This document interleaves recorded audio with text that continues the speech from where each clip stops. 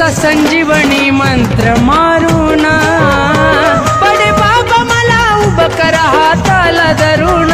तुमचा संजीवनी मंत्र मारून बडे बाबा मला उभं करा हाताला